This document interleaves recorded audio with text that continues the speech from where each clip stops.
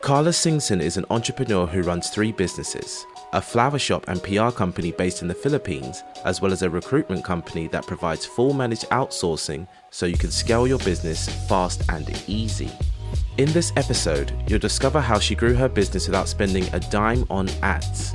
Karla also shares her journey of overcoming self-limiting beliefs, how to manage your time as a business owner, the secrets to motivating remote teams, the importance of focusing on customer experience, and what to do to craft winning growth strategies.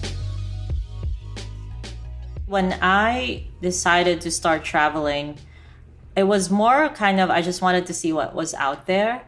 When you grow up in a developing country, it's very different. And then you see these places on TV, that's your first exposure, right?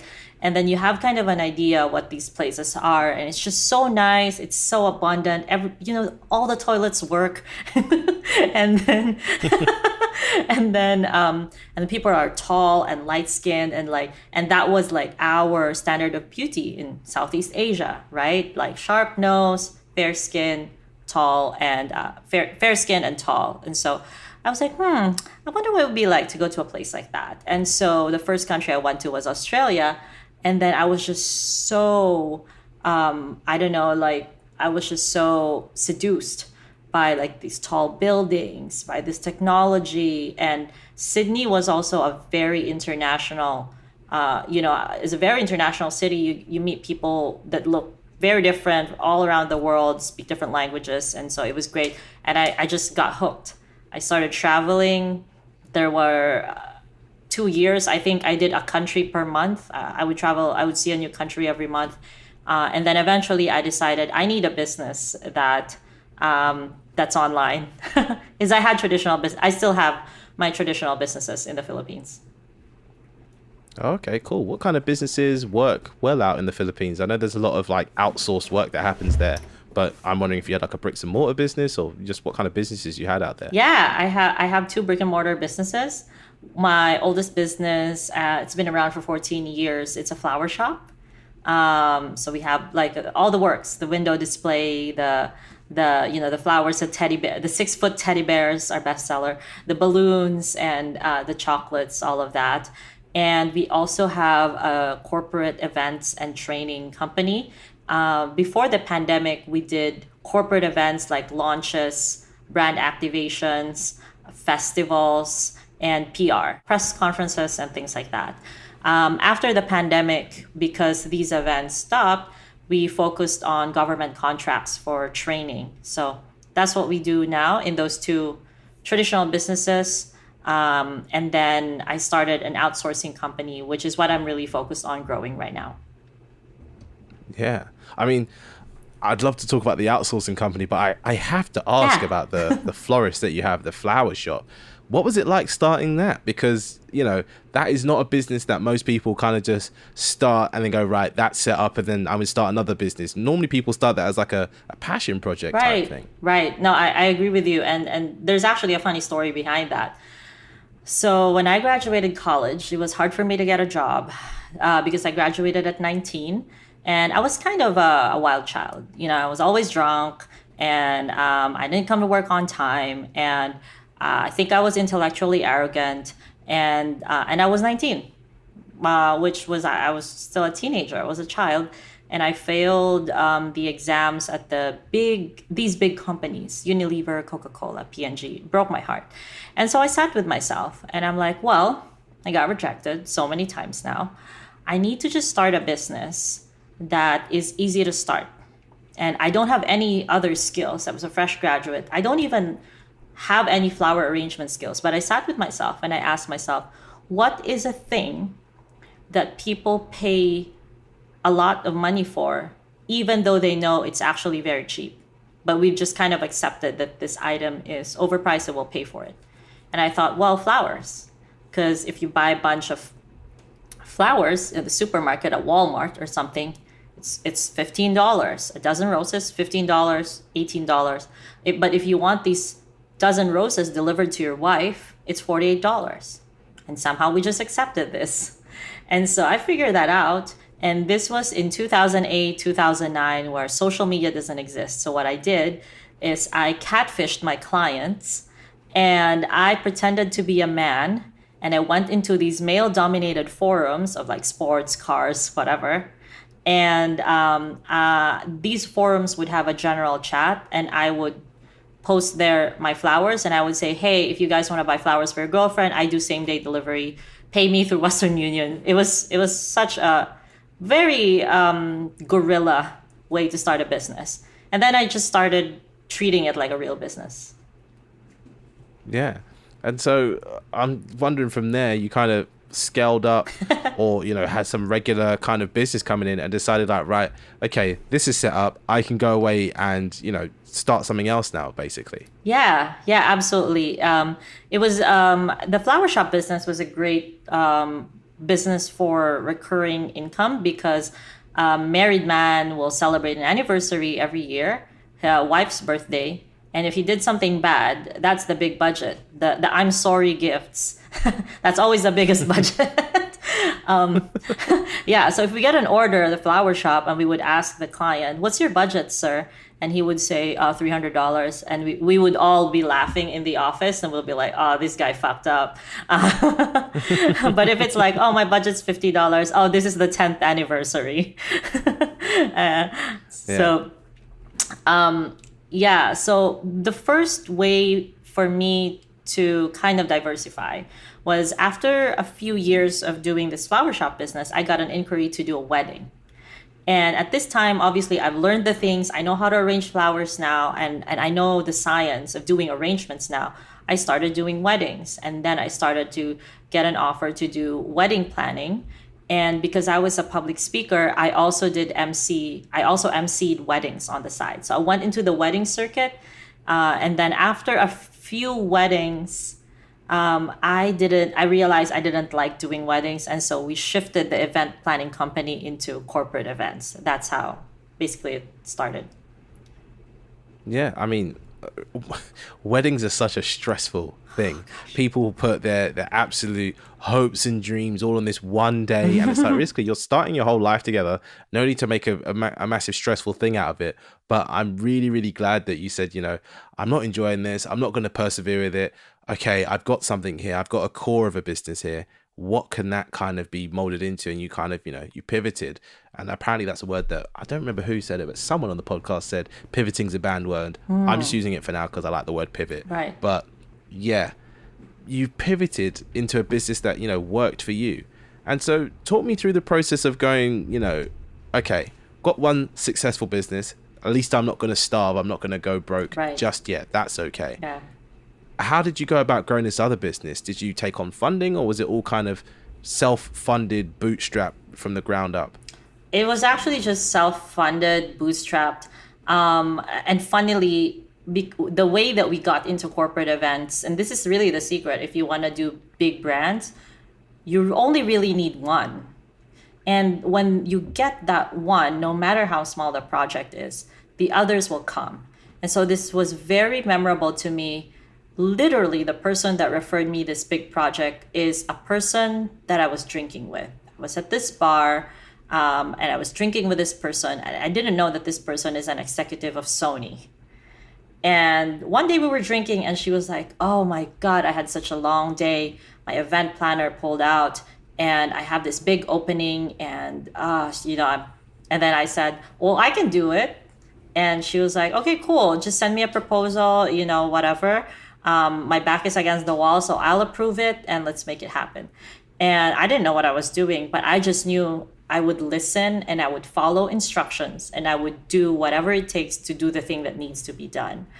And so we did it. It was so funny. My quote was $700 and I made $100 working long hours, like a whole weekend. But I didn't know what I was doing. And my price was wrong. She was shocked when she saw the price. She was like, is this real? Approved. And then, obviously she was like, this should is have been too like cheap. 10 times that, surely. Exactly. And she was like, oh yeah, I'm going to get this approved because this is so cheap. And she even asked me, does this include your fee? And I'm like, yeah, that's the whole thing. So, but after I got Sony, Bosch came on, BMW came on, these airline companies came on, big nonprofits came on, and then it was just avalanche from there. So if you want to do B2B, if you want to get a big brand, you really only need to do one, and that is like your investment. You don't even need to make a lot of money from it, just for the name. Yeah, that's definitely true. And that's something that you see time and time again. One person says yes, everyone else comes flying through the door, and all of a sudden you can kind of figure out the right pricing, because that first person went, oh, that's really cheap. Okay, let's double it. Oh, that's really cheap. Okay, let's double it again. And until you get to the point where someone goes, oh, I don't know, I need to speak to our manager. Then you know you're in that sweet spot. Right. Or you're just up against someone who's trying to bargain you down type thing, which is, not ideal. But yeah, so you've got these two businesses. And now you have a third business. And, it's not very often on here that I get somebody who's running three businesses at once, but three businesses that also are working well, but also are fully, remote technically, because you're here in Mexico right now. And like you said, those two businesses are out in the Philippines, brick and mortar type businesses. But at the moment, you've got your business proximity. Talk to me about that. Yeah. So like I shared earlier, being able to travel, and meeting other people and really enriching your life with different, cultures, history, food.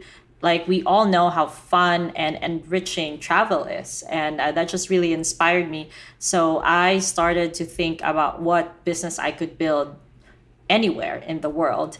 And in 2017, I started going to international conferences to learn about business, to learn about marketing. And I met these people in the online marketing world. And when they would learn that I was Filipina and I grew up in the Philippines, not like, I'm not like a Filipina by ethnicity, but grew up in the States. I actually grew up in the Philippines. They would ask me, are you a VA or do you know a VA? And a virtual assistant. And I'm like, no, but I can help you. And so I started recruiting for other people. So it started as a recruitment company. And because I'm not a recruiter by profession, I just kind of did the simple way of going to my university, picking like the top people, getting referrals, and then just doing my best, really, just doing my best in this hiring process until, I got one happy client after another, and they started spreading the word. And then, of course, I wanted to have something more stable. And so instead of doing just recruitment, we also started offering full managed outsourcing. In 2020, I got the privilege of taking a mid six-figure investment from an investor, and that really helped me, hire the best people, grow, and learn a lot of things, and how to do business in outsourcing. Basically, as the higher level people play the game, basically. Yeah. And so talk to me about the benefits of outsourcing, because I know a few people that have completely outsourced businesses, and those businesses are creative agencies, other businesses are property companies, other ones are tech companies. But yeah, talk to me about the pros and cons of outsourcing, and what businesses can benefit from this type of stuff. Right. Yeah, that's good. So I would say the biggest benefit of outsourcing is that the founder turns their business into something that serves them. So the difference between, and you can do that with a business that's not outsourced, right? Like, you can do that with your own employees, if you want to hire in-house. But the good thing about outsourcing is obviously there's a currency advantage if you live in, countries like USA, Canada, UK. If you hire from places like the Philippines, India, Pakistan, Mexico, you have a dollar advantage, or like a currency advantage of being able to have more inexpensive labor with the same level of skills. And a lot of people, especially in the Philippines, speak really good English, and a lot of them are also used to working at night or working a US time zone, because there's a big culture of business process outsourcing companies in the Philippines. So because you can outsource for less, basically, you can spend that money in marketing, in growth, in other, maybe advertising. And the other thing for that is, if you outsource certain responsibilities, this team owns that responsibility. Whereas if you hire in-house, sometimes it still falls onto the top management to do all of these responsibilities. So obviously it depends on how you, you know, address or arrange your system. But that is definitely a benefit of a fully outsourced team.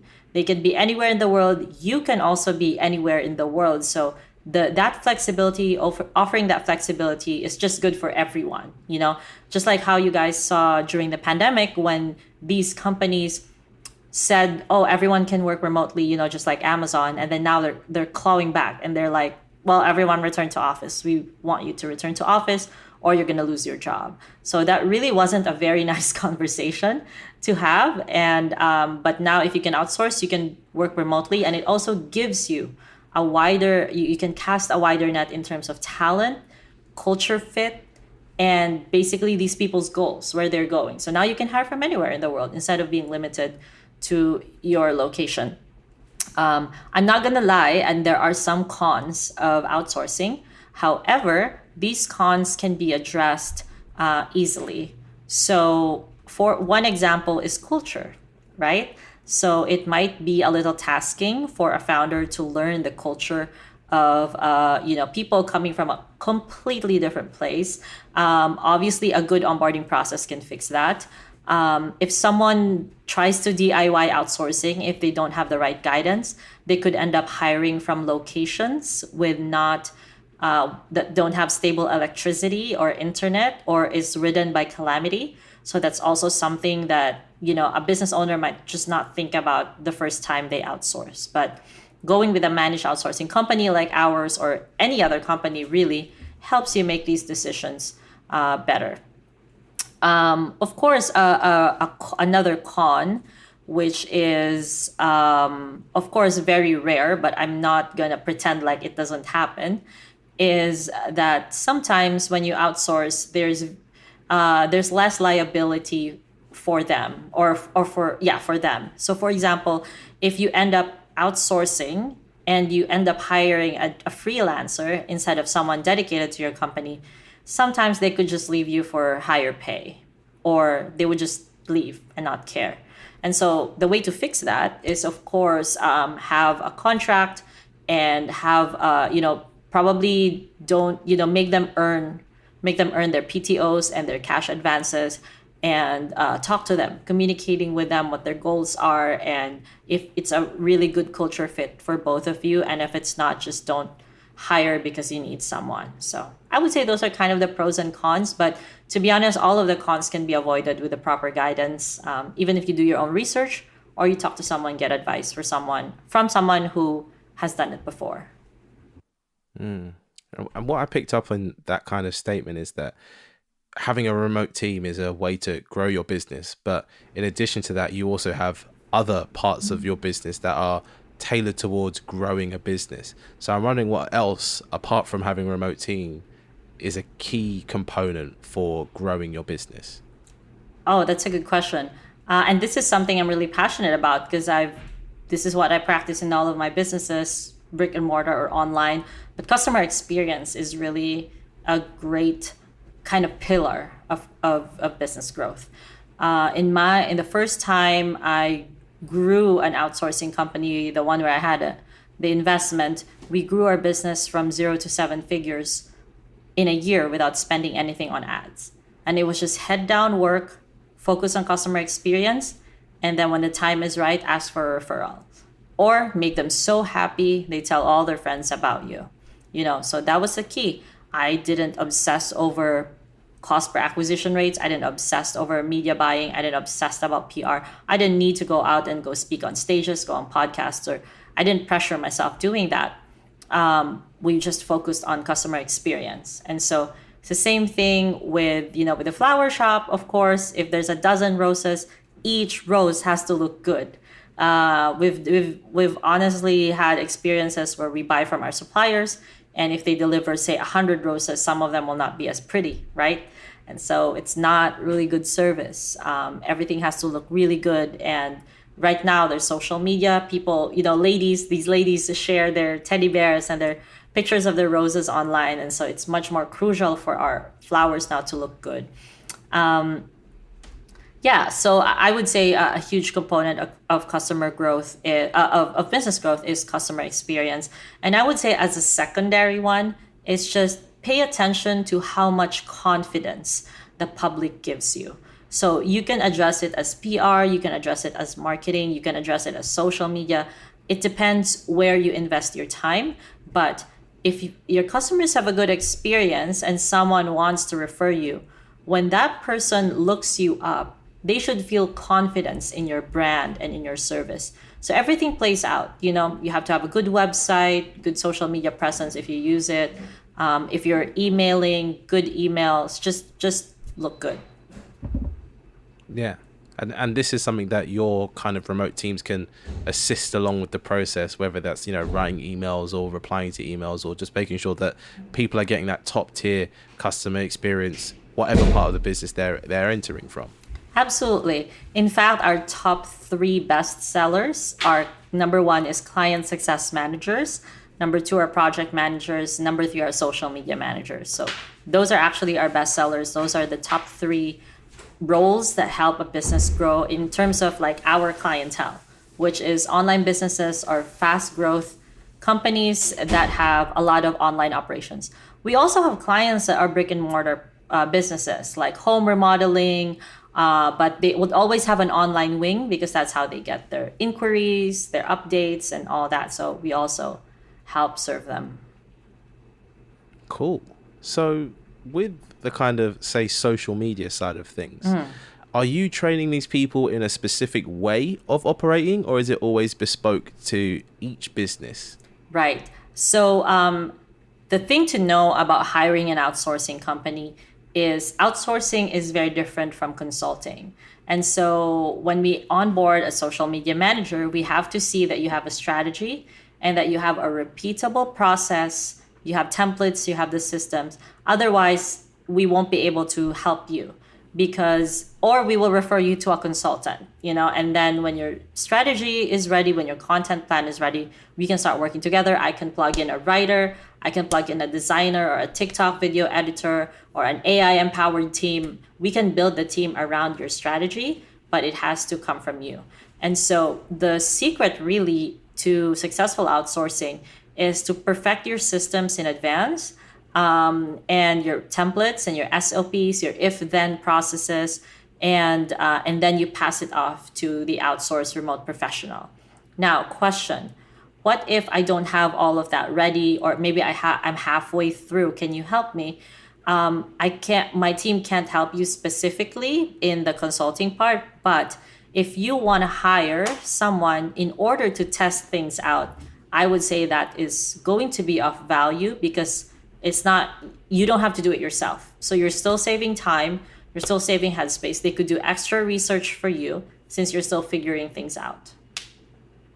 And I mean, one thing that I'm kind of picking up here over the little time we've been speaking here is you always seem to be in the right place at the right time, but also in a great mood to receive the opportunities that come your way. You're just like, oh, I should open a flower shop. Don't know how to do this. Right, I'm just going to give it a go and give it my best.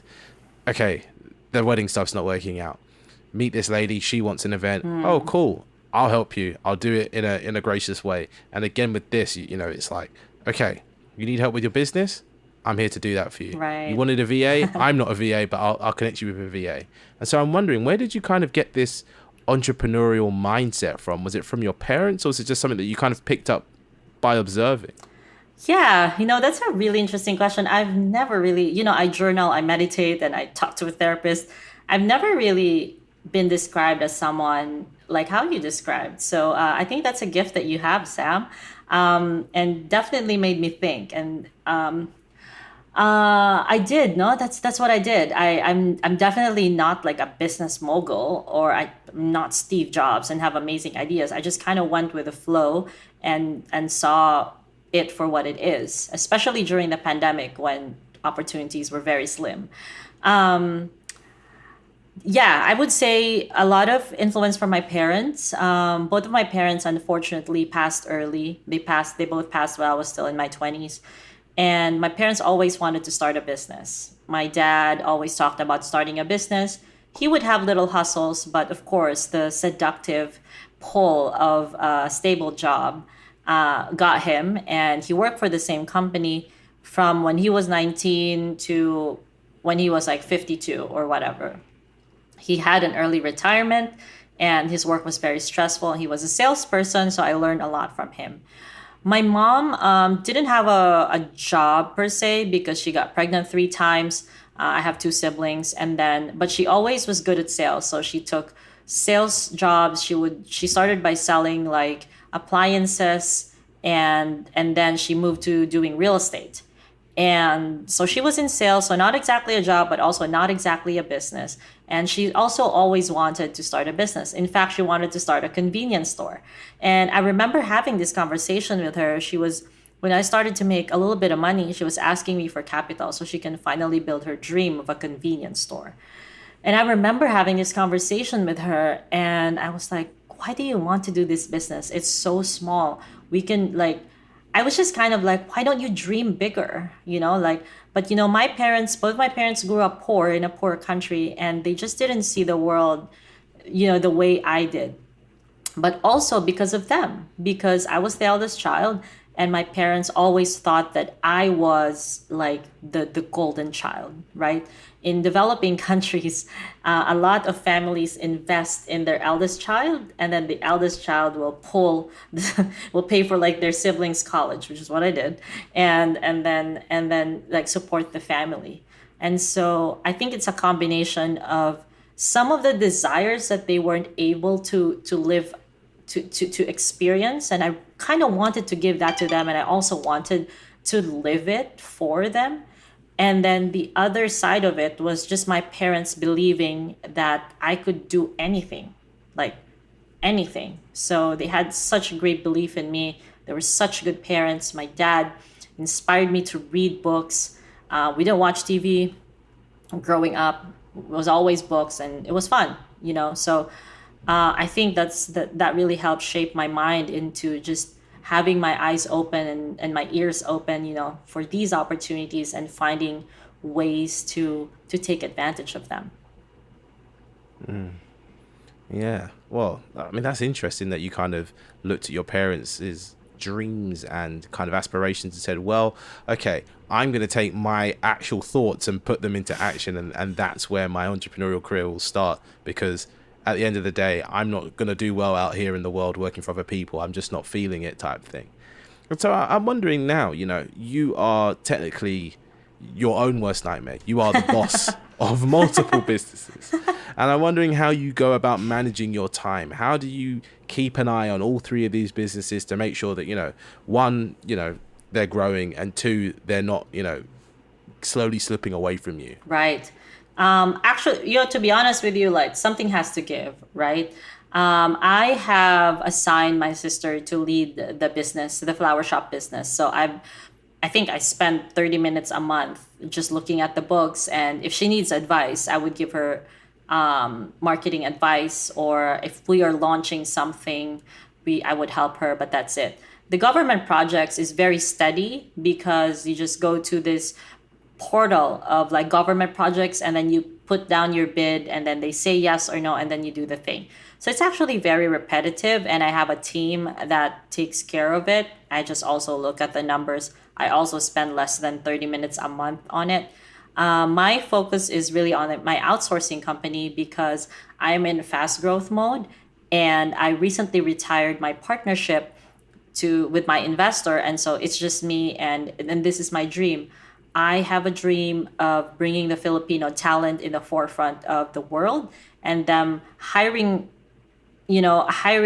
people from the Philippines, not because it's cheap, but because we're just as good as people anywhere else. So I'm really devoted to like that dream. I have an all Filipino team. Even my salespeople, my top sales guy is Australian, but he's a quarter Filipino. So funny. And so I have this pride also. I have this, kind of a chip on my shoulder, or like a thing to prove the world. And that's what inspires me every day. So on my day to day, I actually have a very loose day. I go to the gym every day, and then I have a lot of time for reading and meditation, journaling, all of that. And then I kind of pour into what is needed in my business and how I can do that. I have a really great operations team, a really great sales team, and those are really the only two legs that you need, like operations and growth, right, in your business. And I'm very privileged and happy to be able to work with them. And so I can spend time creating, innovating, thinking, making high level connections. This podcast tour is actually just an experiment. I have an experiment on Facebook that I call 30 podcasts in 30 days. And I would just do 30 podcast episodes in 30 days and see how that made me feel. I'm going to see how that helped my business or my brand, and then share the results with my following. I don't even sell this. But it, it allows me to do things like this just for my own curiosity. Yeah. And then, once you've tried something for yourself and if it works, then yes, you can go to your clients and go, hey, I tried this. Yeah. It works. Yeah, exactly. You got to come from a place of knowledge as opposed to like, I read an article and the article Right. said, it's like, that no one buys that. No one buys that at all. But Exactly. you said that you do things like meditation and journaling. I'm wondering, how did you kind of get to that side of things? Because there's a big kind of movement right now around productivity and self-improvement. But you strike me as someone who's been doing it for a bit before like it became trending like now. Yeah, no, I did. And my ego is very happy to hear that. I feel like my ego just twirled a little bit, Yeah, but I've been meditating for, I don't know, 7 years or something. I wish I had a better story to tell, but it really was my depression when my mom passed away. I'm a happy person. In fact, I am like the loudest person in the dining table, cracking jokes, cracking like not safe for work jokes. Like if you follow me on Facebook, don't let your dad see my news feed. And then, but when my mom passed away, she was my world. I was very depressed. I was suicidal, and for the first time in my life, I started to look for solutions, look for help. I know that I could easily fall into drugs or alcohol. And so I was kind of putting a fence to not get there, right? I was already halfway because I was eating junk food every day. I was eating like McDonald's every day or something like that. And so I learned to put into habit going to the gym, meditating and journaling. I learned that journaling is a form of therapy, and it's like self-therapy. And if you watch your thoughts and it's on paper, you get to think better, and then you get to also be a better writer. So that was a bonus. I read somewhere that meditation is just sitting with yourself. And if you can't do it, it means you don't like yourself. And so there's work for you to do, right? Whatever it is. So maybe you have to change some of your attitudes, the way you deal with people, some of your thoughts. But meditation is really an exercise, so you can sit with yourself. And if you like what you see and what you feel, then that's good. It also helped me become less triggered by things. Before I was very materialistic. I was a little bit. I was codependent. I would say I was not a good girlfriend or partner. Damaged or something, whatever you call it. Everyone has their trauma. Everyone has their baggage. But when I started meditating, it helped me, like process my thoughts better, and I worked at liking myself better. And I noticed this. So I use an app to meditate. I've been using this app for years, Headspace. And when I was starting to meditate, I would do 3 minutes. I would do 3 minutes. And then I did 5 minutes, and then I did 10 minutes, and I did 20 minutes. And then I noticed that when I'm not feeling well or if I'm angry, I would not meditate. I would choose the 3-minute one. And it is true. It is because I don't like myself. And so I can't sit with myself. And so and then the gym, obviously, aside from growing older, your metabolism getting slower, it was a great way for me to clear my head when the day starts and feel good physically and have energy, because I have a weird allergy, by the way, to coffee. So I haven't drank coffee for 15 years. And so I had to find another way to have energy in the morning. And so the gym was great. Yeah, I mean, gym gets your endorphins going, all that kind of Yeah. good stuff, or serotonin, all that kind of stuff. And you're right. When you do this work on yourself, you turn up to work as a better person, and Mm-hmm. realistically run a better business, a healthier business. And you said you're kind of now in charge of making sure your businesses are growing and scaling, and kind of just keeping that balance going. So I'm wondering, where do you do your learning? Where do you kind of find your ideas? How do you get that edge and stay ahead? I think it's just like a natural curiosity, and filling my life with different experiences. My New Year's resolution actually this year is to meet as many people as possible and to have as many conversations as possible. Ideally, with me listening, not talking like this podcast, but and that's fine, it's a podcast. But what I'm saying is, like, if you and I meet at a bar and we talk, I'm gonna be listening like 70% of the time. And I pick up different things, and I just kind of enjoy it. I enjoy it, and I read a lot. So reading is great. Meeting people, learning from them, and when you meet people, also learning about yourself. When I was single, there's a time in your life when you would be complaining, oh my God, the dating pool is horrible. I can't meet a good guy or whatever. I'm just never going to go on dates. I had that feeling, but also I realized, well, each date is a different person that I can learn from, and a different person a different experience that helps me learn about myself, right? And so I just kept going on dates. And even though the date was horrible, oh my God, I had a lot of funny stories from these just crazy first dates. I definitely learned something for every experience. So being open, I would say being open to learning, being open to being fascinated, being curious, and and thinking positively. I would say, of course, if you wake up in the morning thinking it's going to be a horrible day, that's all your brain will see, because your brain wants to be right. But if you think positively, "Yeah, it's going to be a great day," then it's most likely going to go that way. Definitely. And you said there as well that you like to read. You read quite a lot. And we've had a fair few of our guests suggest books. We had one guest who suggested a book called Who Moved My Cheese. A lot of listeners bought that and enjoyed it.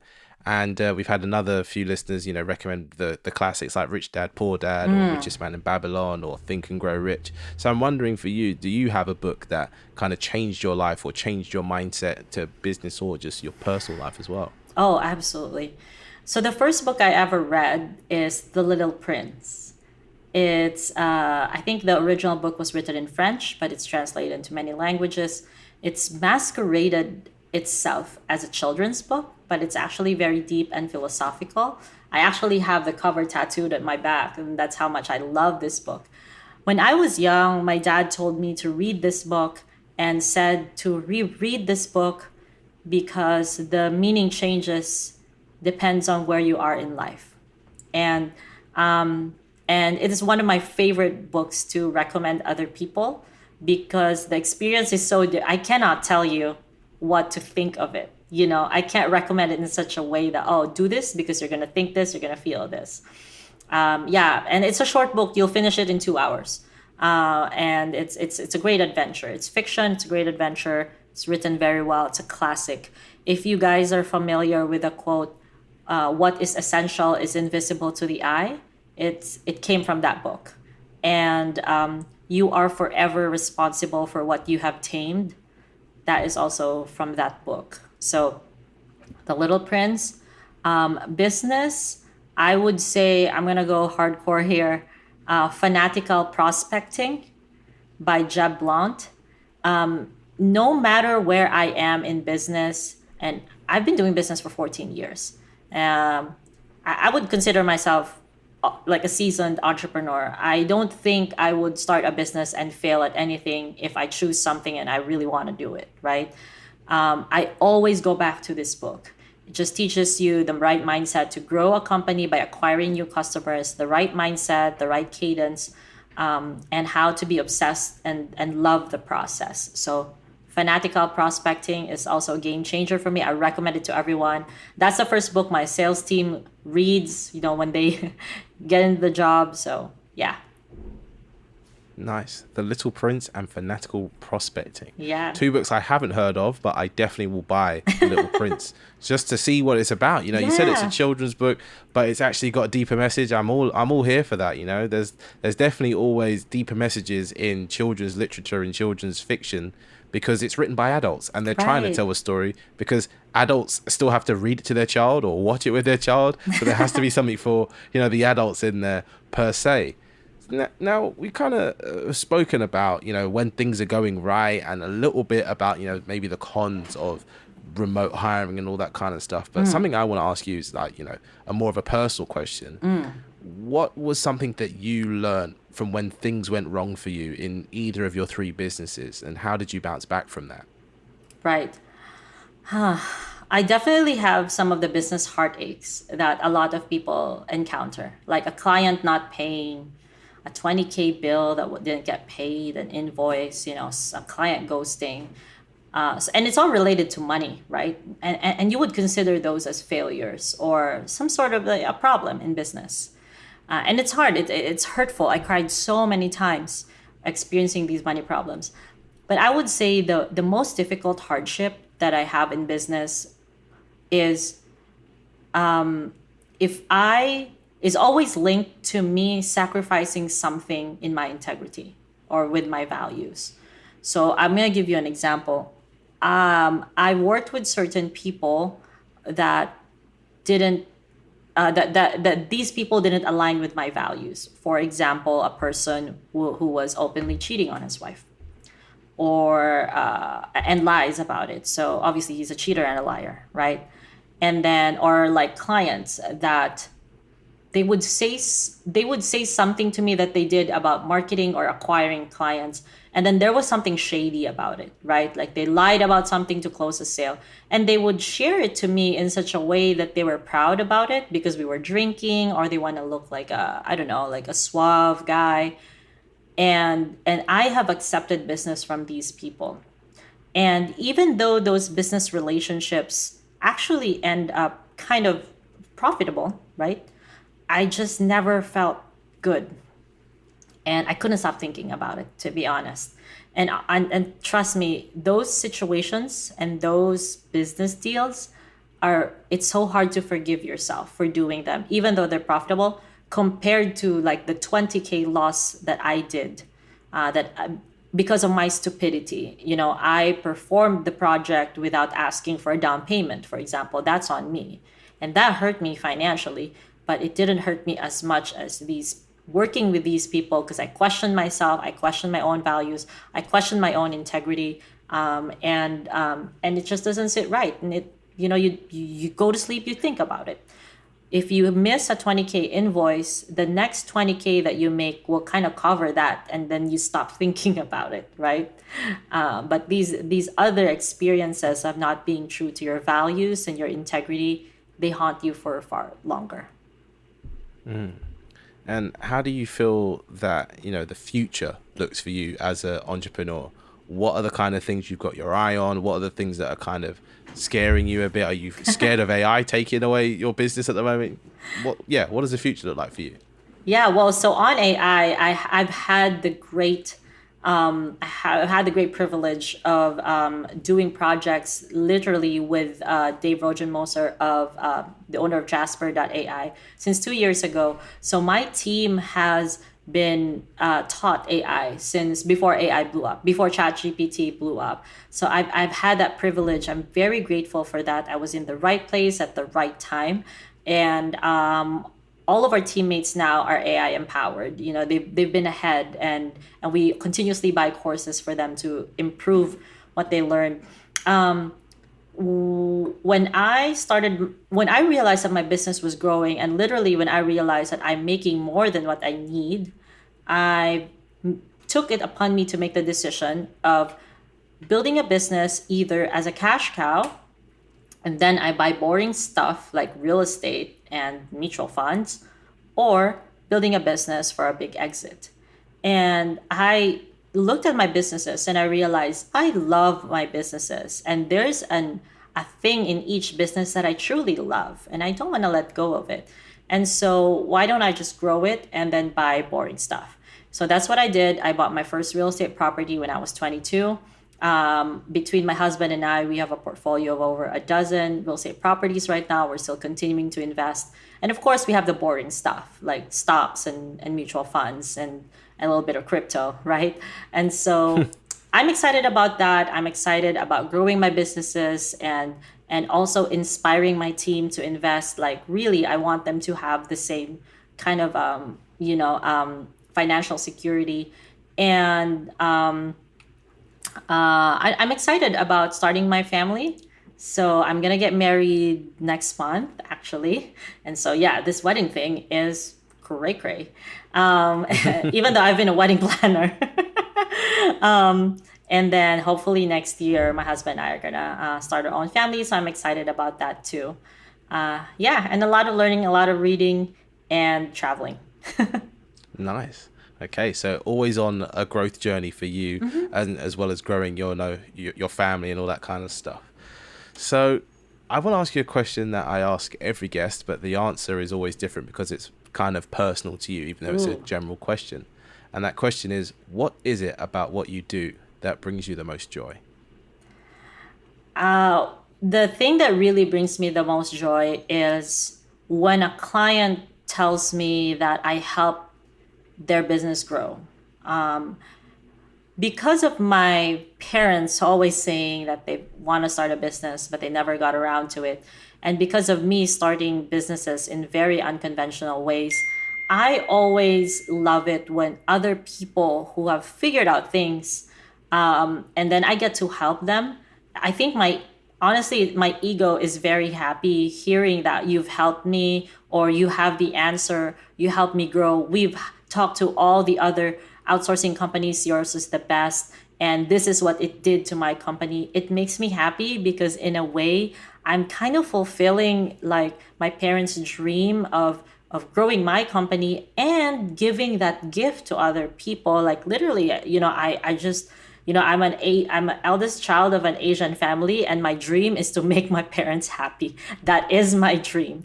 And so when I have these experiences, I always think about my parents, and I always want them to be proud of me. And if I don't only grow my business, I also help other people do it. That's kind of a double whammy, point of pride for me. So that really makes me happy. And I have, as an entrepreneur, I have empathy, I have affinity, and I have,